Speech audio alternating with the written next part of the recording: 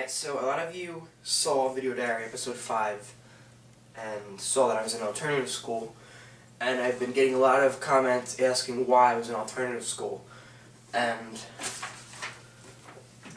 I hope you'll excuse me for reading off the list, for reading off this, because it's such a long story. I want to make sure I get all the details right, because I wrote it down. So I'm going to read you the story today and tell you exactly why I was in alternative school. It started back in October of 2008, when these bullies started messing with me and my friends at lunch. They would throw stuff at our table, they would push us in the lunch line, name calling, you know, whatever. Around March, I had enough of it. I absolutely had enough of it. So I threatened one of the kids. We were outside of math class. He said, "I can't wait to beat the shit out of this kid." And I responded by saying, "Why don't you beat me up on 420? Why don't you take care of me on 420? My intention was to scare the crap out of him and get him to stop bothering us. However, because 420 means Columbine, it flared into a whole big to-do. I thought it worked because he left us alone, and the next day at lunch he didn't bother us either. But the next period, 7th period, on my 16th birthday, this happened. On my 16th birthday, 7th period, I got pulled out of class.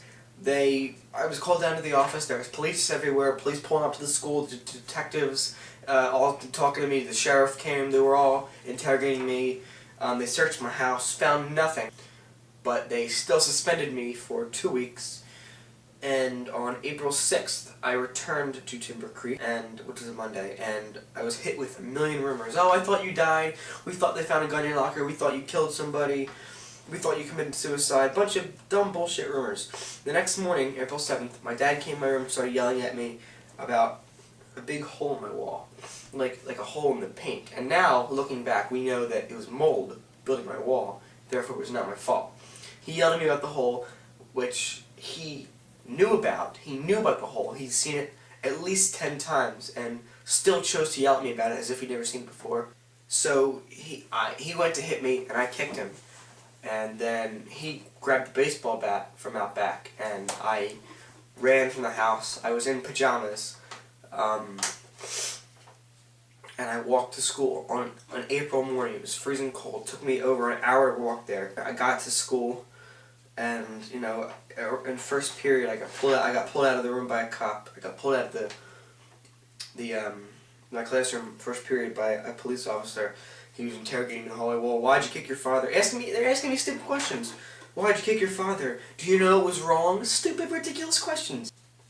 I was really pissed off at my dad because he started yelling at me for no reason. I ran from the house this morning. I thought my parents weren't going to let me back in the house. I was going to kill myself when I got home. And they got me to admit that.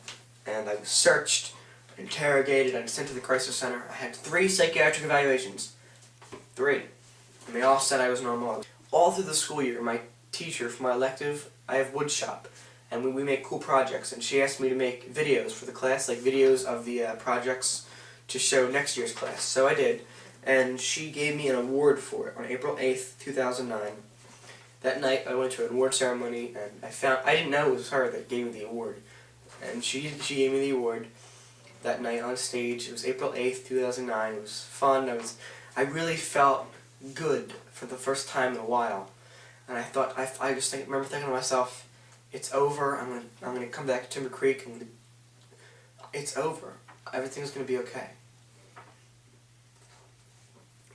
I was in such a great mood. My parents were happy. They were proud of me. I was proud of me. My teachers were proud of me. Everything was just fine. The next day was the last day before spring break. Everyone was in a great mood. I had no homework, and it was just awesome. I felt really good. And then 2 days later, on Saturday, April 11th, when my mom and I were talking in the kitchen, and we heard a knock on the front door. And 2 police officers were standing there. They said that someone had said I had a gun on my wall. What I can assume is that it was one of the rumors started when I came back to school, because I was out of school for 2 weeks. I had no communication with anybody. I wasn't allowed to use the phone. I was grounded. So I guess one of the rumors started was that I had guns on my wall. They didn't find the gun, and the police took this rumor seriously, which you really shouldn't take a rumor seriously, and every idiot knows that. But all right. They tore apart my room. They ripped open my mattress. They hit my walls. They ripped down the music posters. Ripped up my green screen. Not actually ripped it up, but like picked it up. They ripped the end of it though. $35. We actually had to rearrange my room. We actually had to completely redo my room afterwards. We were in 8th grade, obviously. And that summer, we were pissed off that, we were going to be at the bottom of the food chain again. So what we did was we took the notebook and we, wrote, like, oh, we're going to write a virus at Timber Creek. We're going to get back at them. Stupid freshman, bullshit. We were upset we were going to be freshmen. Freshman fury. So they found this notebook buried in my, under my bed. And we wrote it in 2007. Like, they didn't know that because we didn't date it, so they thought it was recent. They thought I was going to attack the school. I don't know why. I was expelled on April 20th. How ironic. And sent to an alternative school with a bunch of animals on May 1st.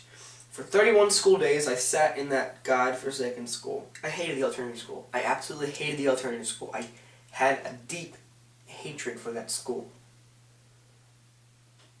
The kids yelled at the teachers, cursed at the teachers. When we walked down the hallway, they would hit lockers and shit. It's complete bullshit. And they're complete animals. Most of them. There were a few people like me.